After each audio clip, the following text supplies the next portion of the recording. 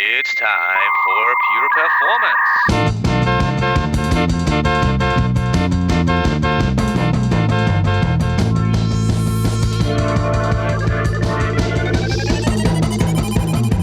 Get your stopwatches ready. It's time for Pure Performance with Andy Grabner and Brian Wilson.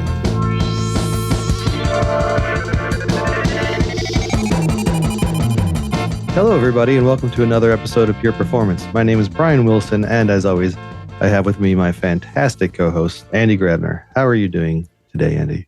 I'm very good, and I'm so happy that you're back because I had to record the last episodes without you. Yeah. You sure don't even know about it because you just came back from vacation and you don't even know what I did while you were gone. Well, I saw there was some back and forth on the thread, so I was like, oh, I should be getting some links from Andy pretty soon, but I have not heard it yet. I don't know what the topic is. It'll be as much a surprise to me as it is to the listener, but I guess I'll get to hear it first before then. Before we jump into the topic, I hope you had an enjoyable vacation, even though you came back with something that you probably didn't want to come back with. I thought we weren't going to talk about my, offshore leave. No, I'm kidding. I was trying to make a sailor joke. What sailors come back from leave with? If anyone gets that reference. No, I went to New York with my daughter, met some friends there. But then when I was taking some photographs, I slipped and broke my collarbone. So, in a good amount of pain. And but I'm here for you, for the podcast, and for all of our listeners because I could never ever let our community down. So. And I'm pretty sure by now our guests wonder when do they finally stop talking and let us talk. And I think now is actually the moment. With us today, two guests, Wolfgang and Marco. And I would actually start in this case with Marco because your first name is higher in the alphabet. So Marco, maybe you can just quickly introduce yourself, who you are, what you do. We all work at Dynatrace, so there is a special episode, but I would like to know what do you do at Dynatrace and also what brought you to Dynatrace? Of course.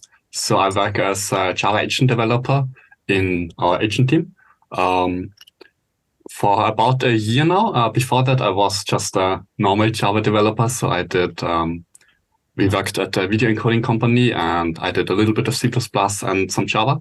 And then I switched to Dynatrace. And I think one of the things that made Dynatrace very interesting to me was the agent team, of course. I like the dynamic nature of Java, and I like to be able to do certain things with the language, to do the one-time code manipulation that we do. That's the things that interest me a lot, and that was especially why I wanted to join Dynatrace. Very cool. So I like the way you phrased it. You said, on the Java development, the OneAgent development team for Java, but you used to be a regular Java developer. So I thought it was an interesting way to phrase it. But yeah, really cool. Then to our next guest, Wolfgang. How are you? Yeah, hi everyone. My name is Wolfgang, and Brian, really sorry to hear about your accident. I went through the same thing a couple of years ago with a snowboarding accident, so I can really relate to the pain of breaking your collarbone. Yeah, thanks. So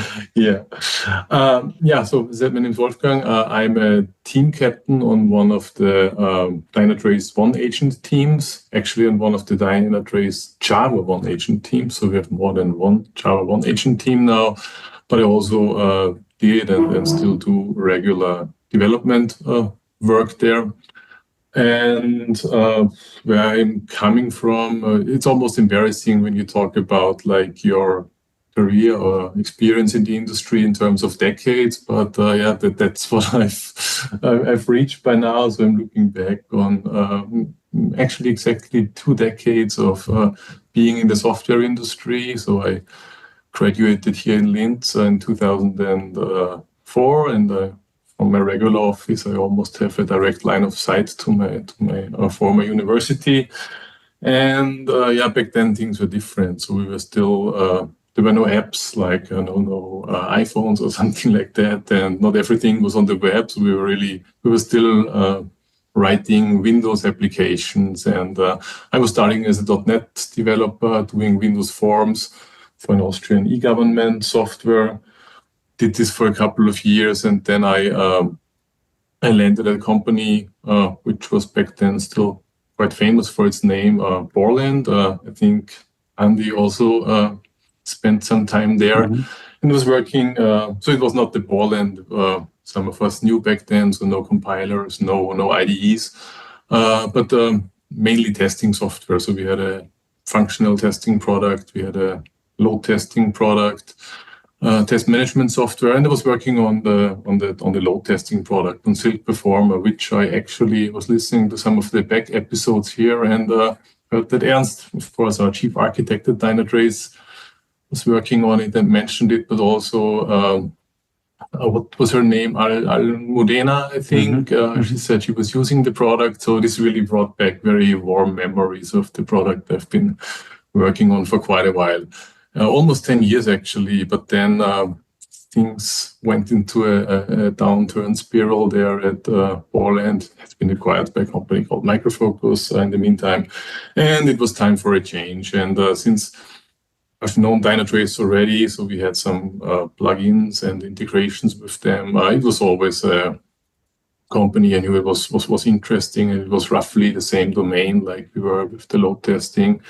And that's when I switched jobs to Dynatrace and initially started there as a .NET developer working on the agent.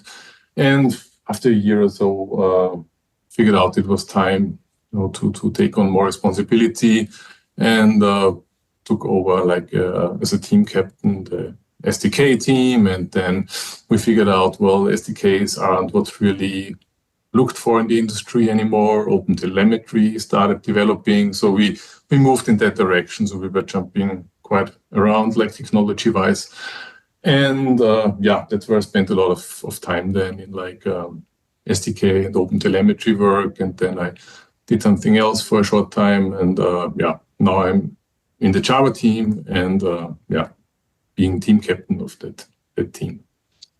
Yeah. Oh, I think both Brian and I were very happy to hear that we have similar backgrounds, especially with the load testing background. When were you at Borland? Which time? Do you remember? Which years? It was, let me think, 2008 until 2017. Yeah, so almost 10 years, as I said. Yeah. Cool. Both of you, thank you so much for the introduction. So the episode today, where we typically talk about, what people do with observability. We had a lot of different talks about, obviously, performance engineering, how observability data helps, like the episode that you mentioned with Almudena. That was interesting. We also talked about things like how people bake observability into their platform engineering. Hardly ever do we talk about what actually has to be done to get the observability data. And that's why I think it's great to get a little bit glimpse into what is actually happening within Dynatrace as one of the vendors out there, and how we are building agents and also ensuring that our agents not only deliver the data that our users need, but also do it in a secure and a reliable way. And the reason why I say secure and reliable, just at the time of the recording, just a couple of days ago, the world was struck by CrowdStrike, by that big incident. And some could answer, or some would ask the question, how does this work in Dynatrace? Because we are building an agent that gets installed on thousands of machines out there, and we have a lot of privileges on some of these machines because we'll be capturing a lot of data. How does software engineering work within Dynatrace so that we ensure that our agent, that your agent, that the two of you are producing, is not causing the next CrowdStrike incident? And don't know who wants to take it first, but I would just be interested in hearing some thoughts, because I want to just learn, what do we do for software quality within agent? Mind if you take this, Marco, or you? No, of course, go for it. I think you know more than I do about it. Well, both know a lot about it, I guess, because it's, key is testing, right? So this is really, I want to say, more than 50% of the daily business of a developer here at Dynatrace. So, as you said, something like CrowdStrike, of course, is the absolute worst case scenario that could happen. But on a smaller scale, if we did something really wrong, we could cause similar issues. Yeah, if we made a big mistake. So currently, for example, the Java agent runs about 6 million installations. So if you have like a crucial bug that would prevent a JVM from booting, you have a similar scenario than CrowdStrike. I mean, you don't take down the whole machine, but you take down a JVM, which is in the end for a customer who's running their business transactions, the business load, it's the same result. So to prevent that from happening, as I said, testing is key, and this is what we really take so seriously. And every day we have like 100,000 or so instances of test cases that are running. And I say instances here because it's not like individual tests, but if you run tests in different permutations like operating system flavors, even like 32-bit and 64-bit and Linux and Windows and esoteric platforms like Solaris and AIX, and then you want to run different versions of the product you're supporting, and you can easily see how this multiplies into a huge matrix of test permutations. And that's what we're doing on a daily basis. So, of course, this cannot run with each and every product build, but it runs on its own cadence, at least daily. And then we take our time to look at these test results. So it's a fixed schedule. It's a fixed part of our weekly work where we sit together and analyze eventually the tests that may have failed together and analyze it for results. But bottom line is, if really something terrible would happen, we would see this immediately. Mm-hmm. Yeah, I remember some time ago, we were looking at our weekly meeting, and for one of the tests that I've written, it failed on a really obscure, I think some IBM machine or something. And I was really glad that somebody else immediately knew what was up, because I think figuring that out would have taken me a couple of days at least. Exactly, that's really helpful, because of course every developer does their due diligence and runs the tests in the local environment, and maybe sometimes even in a virtual machine you have on your computer, or like little WSL, something like that. But no one can run like a Solaris test in there, because you just don't have the hardware, right, or the operating system. So you are dependent on the CI, and this is where we really have the broad coverage that you need. Yeah. Marco, maybe one additional question for you on this, because you said you just recently joined Dynatrace, quote unquote recently, like you've been here a year. And you said that when you had this test scenario that failed, you had other people that could jump into because they have been probably with the product for longer. I remember when I started, it was like 16 and a half years ago, right? We also already did obviously Java instrumentation. And I don't know, maybe from hearing from you, how many out of your colleagues do you have in the team that have been there for so many years that you can then actually also learn from or ask for advice? Because it's impossible for somebody that just starts and has only a year under his belt to know all this. I think we are quite an old team, correct me if I'm wrong, Wolfgang.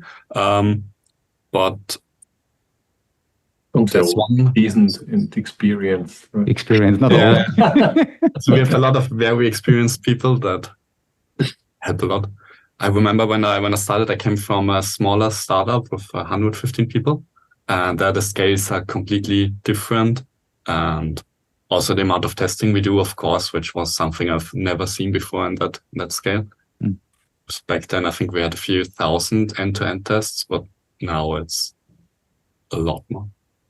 Now I need to ask you one question, because I used to be a developer myself in the early days, and testing was not the thing that got me excited in the morning when I got up and started working, just to be honest with you, right? I mean, I was obviously, Wolfgang, like you, working for a testing company, so it was obviously in our DNA, but still, it was also not something that I learned in my education. Test-driven development back then was, I think, something that we didn't really do, and this was like 25, 30 years ago when I got educated. Marco, as you said, right, how is it now for an engineer? With all this testing that happens, how can you still focus and get excited about creating new things? Or what's the ratio? What does a day look like? It really depends on what I'm working on. So usually we work on one feature at a time, and then of course a huge part of that feature is spent with testing. But for me, usually the workflow is to create some very simple test case to get the first workflow running, to see how I'm doing, or what needs to be changed, and then to cover the rest of the testing at the end. So I think it's usually, for me, it's bug at the beginning and at the end of the development, and between that I don't do that much. I think what also makes it easy for an agent developer or natural to write a lot of tests is it's most often the only way to actually see if your code really is working and doing what it's doing. So back then, as I said, it was easy. You had like a UI application and you saw the results and you had something to interact with. When you're writing agent code, you're basically placing your code in a customer's application, and do you need some kind of application, right, that you can instrument and run the agent code in, and then you need to verify in some way that your code is doing what it's supposed to do, like extracting data and tracing data. So you need to write a test in the first place to verify that. So it's the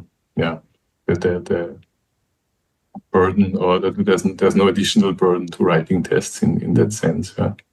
And what also helps is we have a really good framework that makes it easy to run things in containers or things like that. So you have no hassle for additional setup or so is needed. So you really need to lower the barrier for everyone to write good tests. I think that's the next thing I noticed with joining Dynatrace with a bigger company, how developed the testing infrastructure is. So back then, one team is doing everything, but nowadays in Dynatrace, we have those really developed processes, these really developed frameworks that already do a lot for you.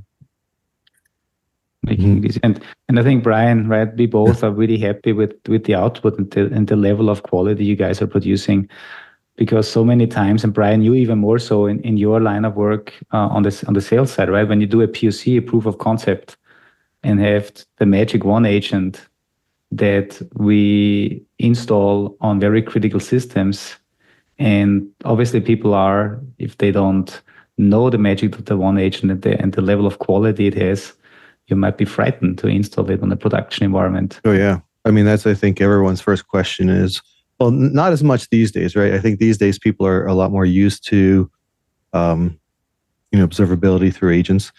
But even, going back even not too long ago, it was always like, well, is this going to break my system? Is this going to break my system? And, when you stop and think about it, it's a miracle that it doesn't, right? But it's because of that testing, right? Mm-hmm. And I've been here since 2011 with Dynatrace, and I can barely think of any time that the agent had some core functionality or core bug in it that would really do that.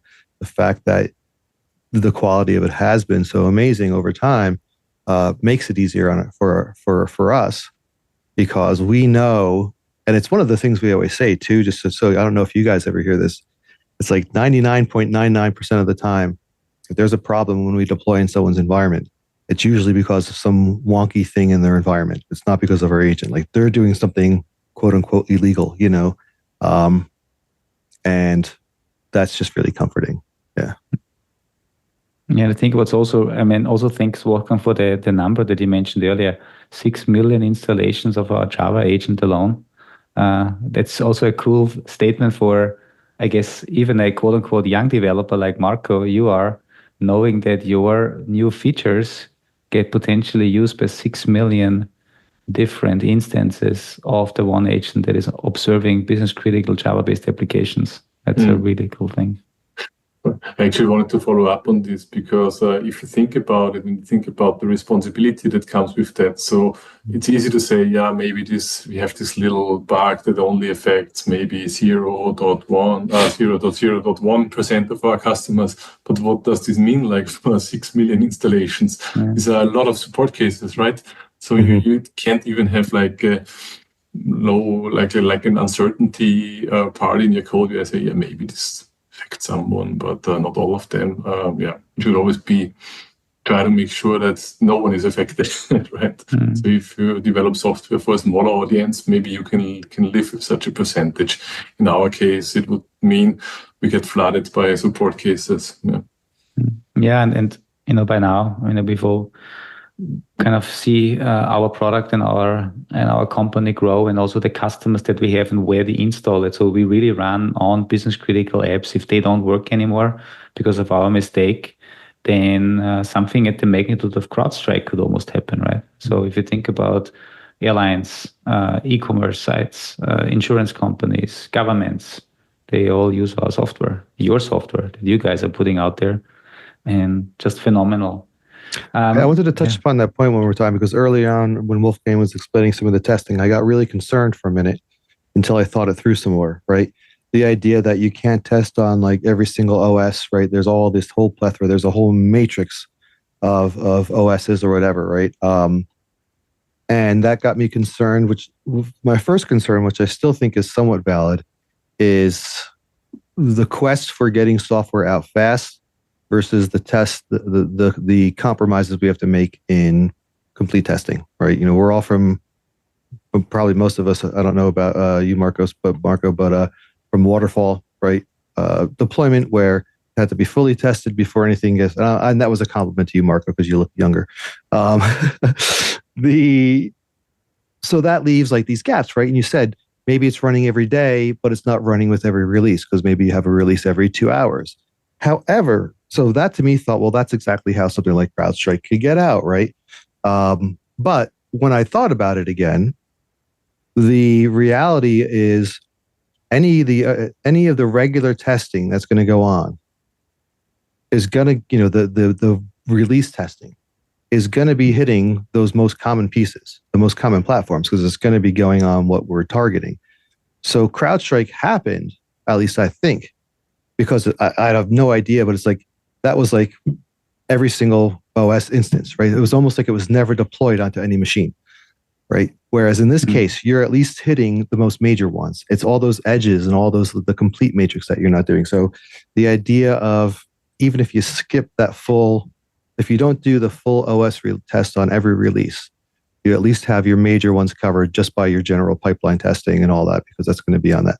So at least counter the idea that it's a huge risk. There's a risk, but it's more for the edge type stuff, right? And then to your point, if that edge is 5%, that's still quite a lot if you take a look at how many people are putting it on. But to create a CrowdStrike level event, that kind of thing isn't going to happen if you're doing this sort of thing.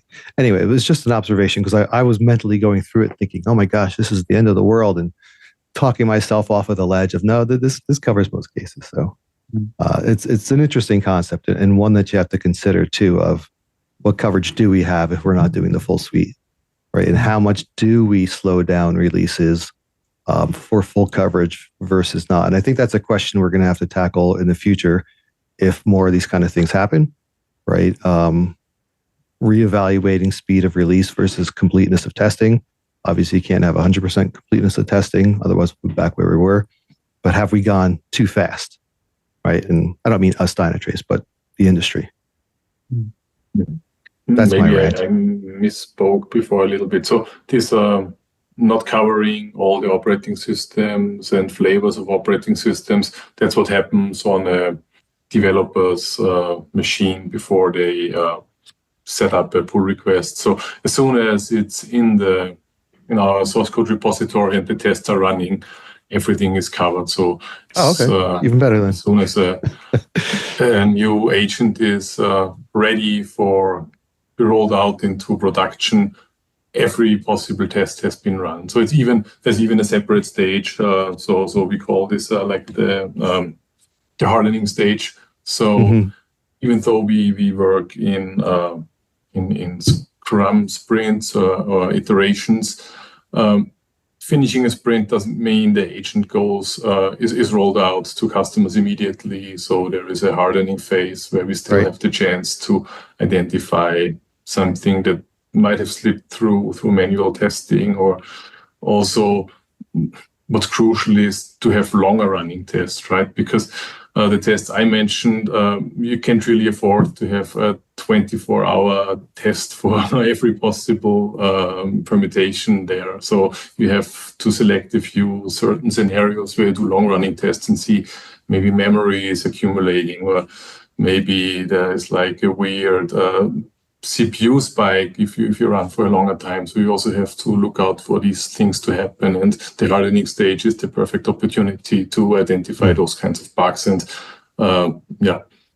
delay or a rollout or fix something before you roll out to a customer. Mm-hmm. And this brings me to another question on this before I want to move on to another topic. But our podcast is called Pure Performance. So it has performance in its name. And I remember in the very early days of distributed tracing, agent-based instrumentation of apps, the number one concern was, how much overhead do you guys add to my application, right? I don't want to install this because then my application gets slower, and then it impacts my business and things like that.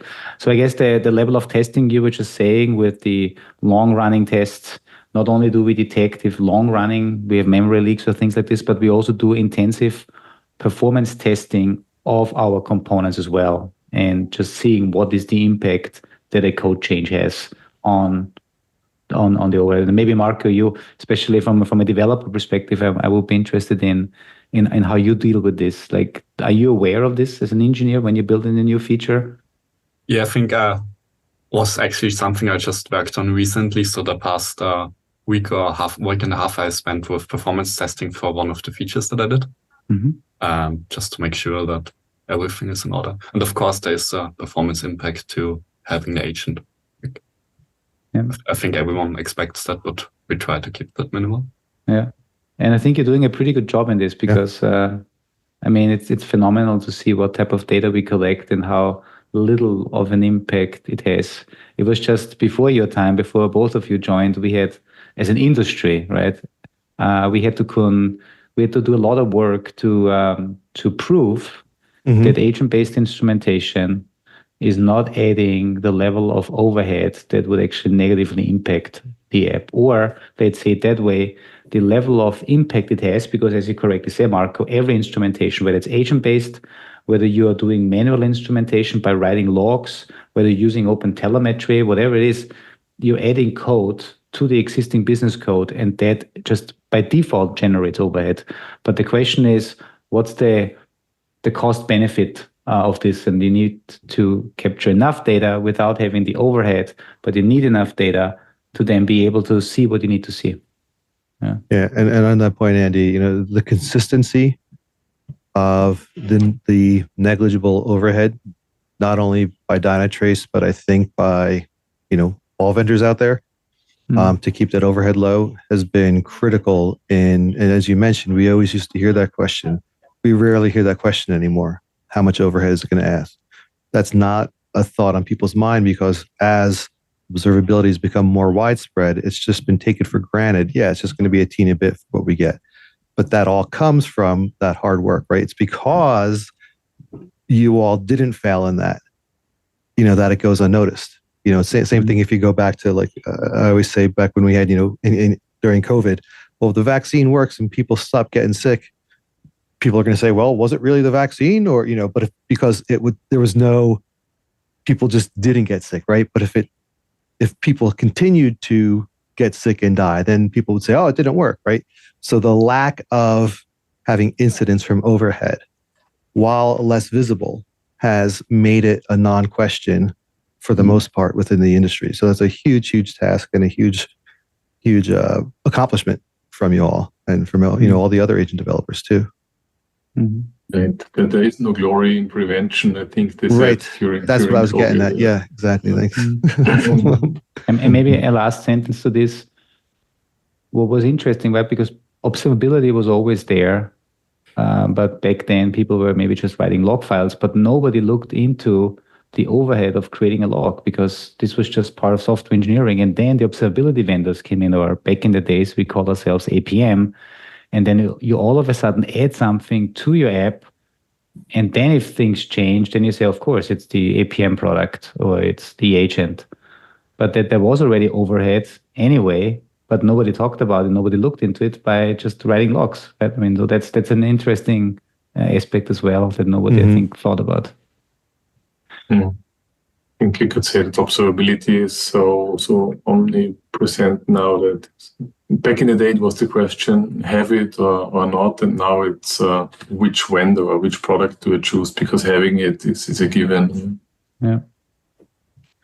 Marco, last one on last follow-up for you, because you mentioned in the last week and a half you had the task to do some load and performance testing on your code. Can you just quickly explain what that looks like for an engineer? Like, what do you do? Do you use, what testing tools do you use? What do you look at? What metrics? Yeah, of course. So the test setup is very similar to our regular end-to-end tests. So we have our whole framework and everything. And we already have quite a good setup to do the common performance tests that we want to do. So for me, that was an HTTP route, and there's already a pre-written class that you just can use, and that does the setup for you.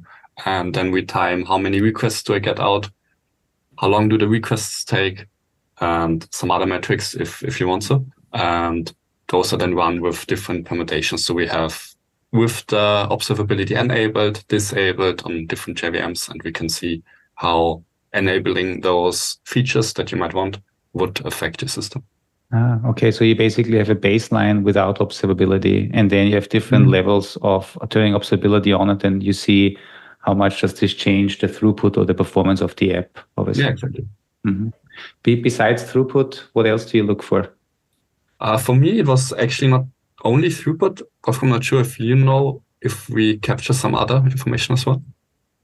It's we often look for the usual suspects like of course memory and CPU, but it very often is really dependent on the actual feature or instrumentation you're writing, what you are looking at. So, but yeah, very often the metric is some kind of transaction rate or something like that. Yeah.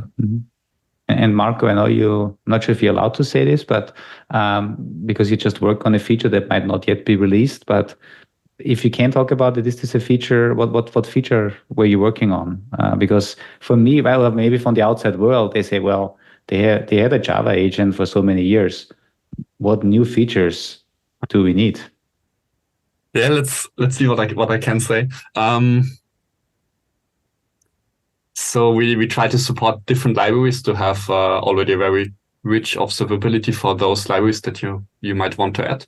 And for me, that was something that would enable you to add logs to your pure path and to see, okay, these logs belong to that.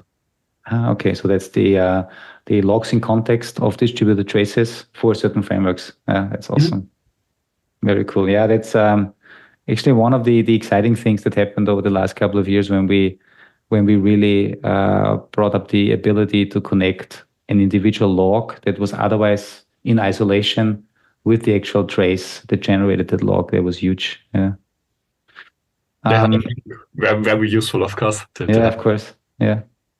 When you talk about instrumentation, I want to switch now at topics a little bit because we've been doing agent-based instrumentation since our existence, right? Dynatrace, dynamic tracing is in our name. So we started in the beginning with distributed tracing for Java applications. And maybe a little trivia for you, because you may, you're not that long with the company. Initially, that the internal project name was called JLT, Java Load Tracing. So if you still see maybe some Jira tickets floating around, the project JLT stood for Java Load Tracing, so generating traces on Java applications as they're under load. And the first load testing tool that we partnered with back then was Silk Performer. So we've been doing this for a long time, but now we are in 2024. OpenTelemetry, it seems, has taken the cloud native space, at least by storm. OpenTelemetry, a great framework for developers to put in their own instrumentation, with the idea that vendors like us, we don't need to reverse engineer certain frameworks because we assume these frameworks are already instrumented by the developers of those frameworks because they know their frameworks best and what type of telemetry data it should produce. Can you give us, and I'm not sure who wants to start, but a little bit of insights on how do we deal with OpenTelemetry, and has this changed anything from our agent-based approach? What do we do with this data? Is there anything you could talk about? Yeah, I can start. I can take this again if it's fine, Marco. OpenTelemetry is so we have several answers to that, or several ways to work with with OpenTelemetry, and the simplest being it's just on the server side, right? So we have OpenTelemetry. They have their custom, or they have their own communication protocol. It's called OTLP. So just the way they exchange tracing data with a backend system. It's an open specification, open source, like everything in OpenTelemetry. And Dynatrace just offers an endpoint to ingest OpenTelemetry. So this puts the whole agent discussion completely out of question, because it's some agent is running, some OpenTelemetry agent is running, and we can ingest that. Mm-hmm. Then you might have a situation, where you already have a Dynatrace agent and, for example, an OpenTelemetry agent, or in another situation, a Dynatrace agent and an application that has OpenTelemetry API calls. So someone manually instrumented their applications. And we have basically solutions for all of these scenarios. So if in a way you could think of the Dynatrace agent as an SDK for OpenTelemetry. So if I just write a piece of software and add OpenTelemetry API calls, they're usually without any agent or SDK being present, they are dormant. So they add little to no overhead, because they're just empty implementation stubs. If our agent sees those, we can instrument them, and suddenly you light up all these OpenTelemetry API calls, so additional instrumentation there. And together with the OpenTelemetry agent, we can run in a side-by-side scenario, so we don't step on each other's toes. It's another way that we support. So we're fully embracing OpenTelemetry. It's not like a competition or something. We are even active in the whole specification, and even in the language groups, in the implementation groups, and try to contribute to OpenTelemetry. Mm-hmm. Yeah, I know we have a couple of colleagues, right, that are, as you said, actively contributing back to upstream, also some of our instrumentation technology, and that's great. Marco, anything from your side to add on that topic? Yeah, I think I have to deflect on that one. I haven't really worked with OpenTelemetry at Dynatrace yet. Mm-hmm. Yes, take a few more years. Yeah, but maybe a side question on this, because when we talk about OpenTelemetry, we talk about open source. We talk about seeing what's out there, eventually, contributing back or using open source software. And I'm just interested also from my background as an engineer. Are you, in your role as an engineer on the Java agent, are you getting in touch with open source projects? Are you getting in touch with open source communities in any way? Communities a little bit. So besides being an agent developer, I also work as a tech evangelist or tech advocate, or whatever you want to call it. Mm-hmm. And so we have been in contact with some open source communities, but on the regular job, not that much. So of course we need to look at the source code when we do an instrumentation for a new framework. And if this is open source, it makes it a lot easier. Yeah. Well, what's the tech advocacy thing? Can you just, out of curiosity, yes, how do you do that? So I spend some of my time being active in the community, doing talks at meetups or at conferences, and also engage with some open source communities and work like that. Well, we should talk because I do the same, and I'm very happy to hear what you do. Yeah, I'm quite aware of that. Yeah, cool. One last thing on OpenTelemetry, and I just had a podcast where I was a guest on, recorded when I was at KubeCon in Paris. And I just want to rephrase this. As you said, Wolfgang, I think OpenTelemetry is a blessing for our industry, because we can assume that we are getting better in telemetry data, because we assume that developers from runtimes, from frameworks, from projects will instrument their code because they know it best. So that's great. So we can ingest it and kind of marry it with the data that we also have. But I think there's also a misconception out there that I highlighted in the recent podcast. Some people believe OpenTelemetry is all you need, and that's it, right? You install the OpenTelemetry collector and you install one of the agents.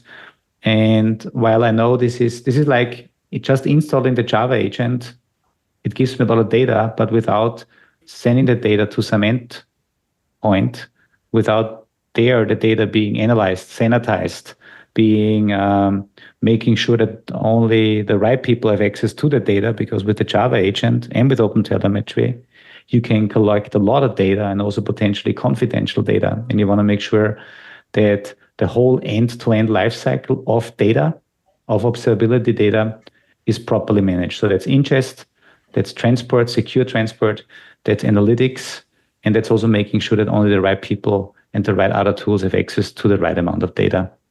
And these are just discussions that I think most of you listeners know, but I also know some people are not aware of this. So OpenTelemetry is great because it gives us great source of additional data, but you still need a backend where this data gets sent. So whatever tool you choose, choose it on your liking, but just making sure that this misconception is understood. Yeah, it's a very good point. So it's agent, the whole agent part also here in Dynatrace is just one part of the equation. It's only the data source. So the data sink, the destination, and all the analytics that are run there are all our artificial intelligence engine that's running in the background and creating those smart alerts. So that's where also a lot of the power is. So collecting data is only useful if you can run analytics on it. And if you're talking about big data, you cannot drill down into single traces or look at the spans. So you need to have like like a more coarse-grained view on things. Yeah. Mm-hmm. Hey, Wolfgang, in the very beginning, when you introduced yourself, you mentioned that you are a team captain, but not only from one agent team, but from multiple one agent teams, which means if you look at the one agent, right, we just talked about like Marco, you in the Java area, there is many different technologies we support through our one agent. And I assume this also means we have, I don't know, do you have a rough estimate of how many engineers we have working on agent technologies? It is embarrassing that I don't know the number now. Don't quote me on it. I mean, we're on a podcast, basically quoting myself on it. So say 200. I don't know. But I would say, sorry, Marco, yeah, go ahead. I would have also said in that ballpark. I think we had a meeting yesterday, a few weeks ago, and that was 160 under our manager, something like that. No. Mm. Wow. Think about that investment, right? We have, and I think this is the exciting piece that we have, not only Java, but all sorts of technologies that we support with our one agent that automatically instruments apps without you having to think about how to instrument it. And we continuously invest to make sure that these agents are up to date, that they're well tested, they don't have any negative overhead, and that the quality is so good that you can be confident that we are not the next CrowdStrike or whatever other incident happens. So I think that's just phenomenal. I assume with the 160 people, I know you both, you live in Austria, so you all work in our labs here. Do we have other team members that are in other parts of Europe or other parts of the world? Yeah, we became more and more distributed. So all the negative impact that COVID and the pandemic had, the one benefit was that we suddenly embraced like remote, more and more embraced remote employees and remote working models. And this has really benefited us, I think, because at some time in the past, it felt like the the pool of engineers in Austria and especially in Linz was completely depleted. And now we have brilliant people in just recently joining in Tel Aviv, and we have remote employees in Berlin, in Switzerland. So just in the Java team, I don't even know where the people from the other agent teams are sitting. And so this has really benefited us, attracting talent from all over the world, almost, I want to say. Yeah, I'm also one of the beneficiaries of that. So I'm in Klagenfurt, and there are only 2 agent developers here. Because the rest of my team are the biggest part of my team is in Linz. Cool. Yeah, I think that's nice. I mean, if you think about how we started, as you said, that Linz is obviously the center of our engineering organization, but just in Austria alone, with Vienna, with Graz, with Klagenfurt, Innsbruck, Hagenberg, and then beyond Austria, you mentioned Tel Aviv, we have Estonia, we have Poland, we have Barcelona. I didn't know about Berlin, that we also have remote people sitting in Berlin. That's also pretty cool. So obviously there's no limit anymore, because if we have good talent that want to support our cause of building the technology that makes sure that our customers can themselves build software and operate software that runs perfectly, then wherever you are, look at Dynatrace. Cool. Marco, again, for my own benefit, because I used to be a developer and I used to write code, in your regular day, what types of tools are we using internally? Do we have, I assume, a lot of homegrown tools, obviously, but how do you develop? What do you use for your IDE? What do you use? Just like, give me a couple of things. It's just interesting to talk about tools as well. Yeah, let me think. I think I've actually a very vanilla setup. So I have some IntelliJ terminal. I like to use ZSR. I think that's maybe a little bit special Emacs for my log file. So if I need to edit something, and besides that, not really. How long did it? Yeah, please. How long did it? So you said you started a year ago. How long did it take you? I know it's a very specialized team, and the agent team is very critical software for us. But how long did it take you to actually then get started and actually contribute code? So I think the whole setup took me about a week and a half, around that. And after that, I think one of the first issues that I actually worked on was a bug fix already. So about a month after joining, I was working on that. Cool. Yeah. And that's, again, it's phenomenal, because we need to think about it. This is the software that you guys are producing is extremely business critical. And then having a short onboarding time where you already work on bug fixes of just a matter of days or weeks is I think, phenomenal. And that's really also kudos to, I guess, team leads or team captains like Wolfgang and the rest of the organization that have provided a good framework to make this happen. But I do have to admit, I think you never stop learning, and I think there's still a lot of stuff that I don't know, which I just noticed a few weeks ago. So I guess there's always more to learn, especially with such a big organization. Yeah.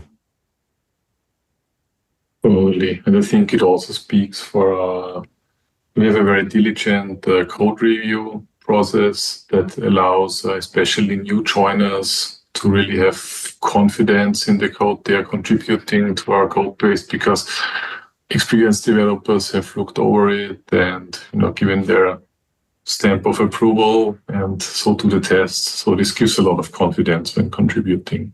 It was the same for me when I joined the Java team, because I did other things before, and even with, as I said, old guy like me with 20 years of working in software, things were still new then for me. Yeah. I think compared to Brian and myself, you're also young. Yeah, thanks for that. Awesome. Did we miss anything? Is there anything else? Today is really about getting a little bit of a glimpse behind the scenes of a particular part of our organization, a particular technology that is very critical to us and the observability world. Anything else we missed that we should highlight?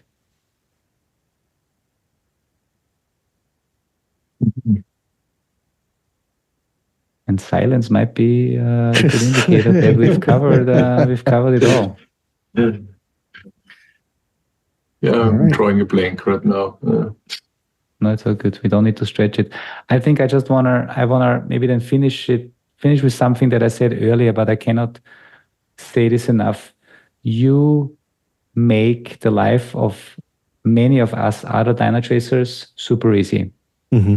Because we can with confidence go to somebody that is already either existing Dynatracer customer or a partner or a prospect, and with confidence we can give them the OneAgent, and the OneAgent is just picking up everything, and we have a confidence that we're not crashing any system. We have the confidence that we get the data that we want, and we then have the confidence to show them what they can do with the data with the rest of what Dynatrace provides. And I think it's just amazing. And knowing there's so many people behind the scenes, like you said, 160 people alone on the OneAgent side that make sure that these agent technologies work in all these environments, because the world is not just plain Kubernetes. The world is not just running on Windows. The world is a big, diverse world where we have everything from serverless all the way to the mainframe, and just having the support through one single agent that works flawlessly is a blessing for us